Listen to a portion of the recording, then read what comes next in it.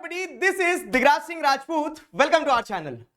आप class 10th में 12th में जिस भी क्लास में आपके बोर्ड एग्जाम चल रहे हैं, और सबसे महत्वपूर्ण ये कि इस समय आपका समय बहुत ज्यादा इंपॉर्टेंट है, तो उस चीज की इंपॉर्टेंस को समझते हुए सीधे पॉइंट पे आता हूं। देखो, बोर्ड एग्जाम्स आप देने जा रहे हो तो आपने साल भर पढ़ा नहीं पढ़ा वो सारी चीजें अपनी जगह है, लेकिन एग्जाम के एक दिन पहले हर एक व्यक्ति एक चीज जरूर कर रहा होगा, वो है रिविजन। तो आज हम उस रिविजन के ऊपर ही बात करने वाले हैं कि रिविजन आखिरकार होता क्या है, उसकी सही टेक्निक क्या है, और आपको आखिरकार रिवीजन करना है तो कैसे करना है। बहुत महत्वपूर्ण वीडियो है, अच्छे से समझना इस चीज को। बस ये मतलब ऐसे कह सकते हैं ना कि आपको मैं आके सिर्फ एक बात बताना चाह रहा हूं, वो गलती मत करना। और तो अगर हम बात करें रिवीजन क्या, तो अधिकतर लोग जो है ना रिवीजन को री रीडिंग से एसोसिएट करते हैं। रिवीजन इज नॉट री रीडिंग।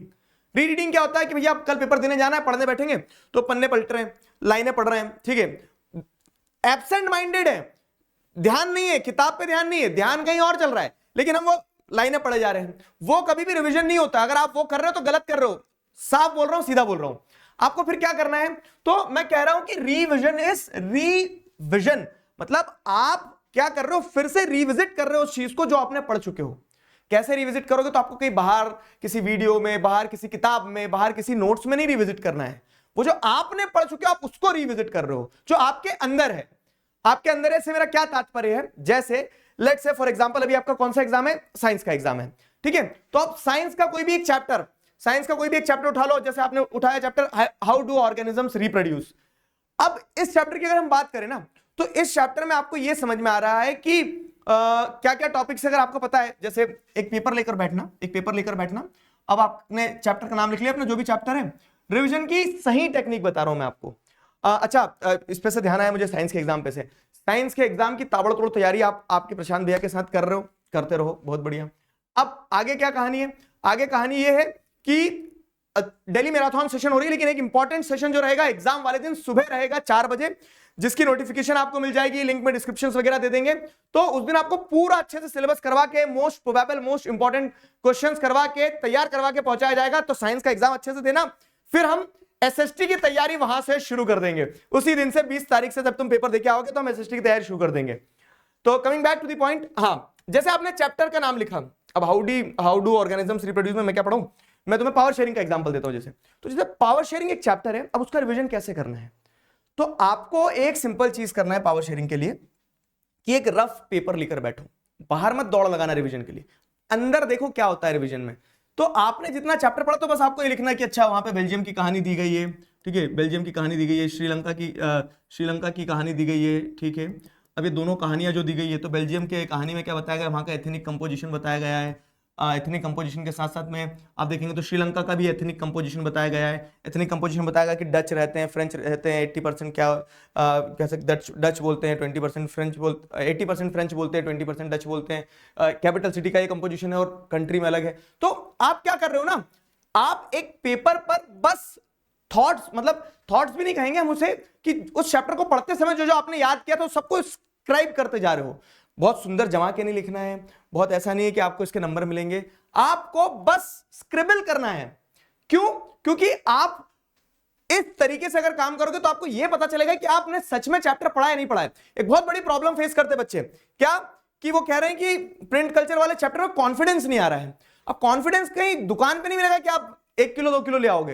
वो कॉन्फिडेंस तब आएगा जब आप ये खुद से पूछ के देखोगे कि आपको कितना पता है। और रिवीजन का महत्व भी यही है कि आप खुद से पूछोगे आपको कितना पता है। और वो खुद से कैसे पूछोगे, तो आप ऐसे पूछोगे, ब्लैंक पेपर लेकर बैठो, ना कोई बुक चाहिए, ना कोई कॉपी चाहिए, ना कोई वीडियो चाहिए।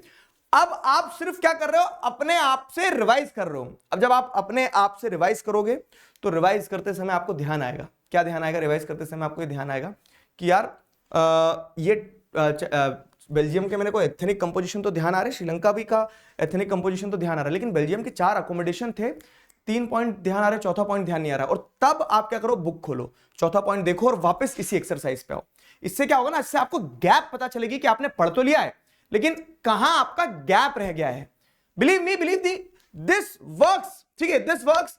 ये टेक्निक सबसे बेहतर तरीके से काम करती है। क्यों? क्योंकि इसमें आप एंड में जाके खुद से पूछ रहे हो कि सब कुछ सही है, सारे वीडियो लेक्चर, सारे नोट, सारी स्ट्रेटेजी, लेकिन तुम्हें कितना पता है। और जब एक बार तुम खुद से पूछोगे तुम्हें कितना पता है, तब तुम्हारा सही मायने में रिवीजन होगा तब तुम्हारी प्रिपरेशन चेक होगी। तो अगर अभी तक तुम किसी भी तरह से रिवीजन कर रहे थे, वो सारी टेक्निक्स अपनी जगह है, लेकिन एकांत में जब खुद से बैठो, क्योंकि वो 3 घंटे जब आप एग्जाम देने जाओगे ना, तो वहां पे आपके कोई नोट्स, कोई लेक्चर, कोई टीचर नहीं जाएगा, वहां पे 3 घंटे आप हो, आपका दिमाग है, और उसी से आपको चीजें रिकॉल करवाना होगी। तो ये रिकॉलिंग की टेक्निक जो है ना, this is the true revision technique. इस पे फोकस करके जरा काम करो और अपने रिवीजन के कह सकते हैं ना तरीके को थोड़ा सुधारो। ये करके देखो, कुछ नहीं करना है आपको, कभी कभी पेपर की भी जरूरत नहीं है, आप कुछ नहीं कर रहे हो, आप एग्जाम सेंटर जा रहे हो, बस में बैठे हो, दोनों हाथ फोल्ड कर लो, आंख बंद कर लो और बस दिमाग में चैप्टर को रिकॉल करो। ये होता है सही रिवीजन का टेक्निक, जिससे आप ये पता लगा पाओगे कि आप तैयार हो या नहीं हो। अब आप बोल रहे हो सर याद नहीं आ रहा है, डिप्रेशन आ गया ऐसे में, तो कि हम याद करने की कोशिश कर रहे हैं तो कुछ ही याद हो पा रहा है, कुछ ही ध्यान आ पा रहा है। बढ़िया है, जो जैसे ही फंस रहे हो ना, तो अभी आज तो पेपर देने जा नहीं रहे हो, तो जैसे ही फंस रहे हो तो वहां देख लो कि क्या है, तो तुम्हें सबकॉन्शियसली फिर से वो क्या हो जाएगा, तुम्हारी मेमोरी में एक तरह से इंसर्ट हो जाएगा कि अच्छा यहां पे अगर मैं फंस रहा तो यहां पे ये है, बाकी तो फ्लो आपको याद है। तो ये करना है, बस सिंपल चीज थी। ये वीडियो में आपको बहुत कैजुअली आके बस बोल दे रहा हूं, क्योंकि मुझे ये रियलाइजेशन हुआ कि रिवीजन गलत तरीके से कर रहे हो आप, बाकी तो सब ठीक है। मुझे पूरा विश्वास है क्या कि आप बहुत बेहतरीन तरह से पेपर दे के आओगे और आपका पेपर बहुत अच्छा जाएगा। कॉन्फिडेंस जो है ना वो हाई रखना बस। क्यों? क्योंकि जीतने और हारने से ज्यादा महत्वपूर्ण है कि आप टिके रहो। तो उस आत्मविश्वास के साथ में टिके रहना क्या कि you are going to rock it. तो अपना साइंस का एग्जाम कंप्लीट करो, उसके बाद मिल रहे हैं एसएसटी में, तब तक अपना ध्यान रखो, मुस्कुराते रहो। अभी के लिए साइन ऑफ करता हूं, signing off with this, together we can we will. Thank you very much.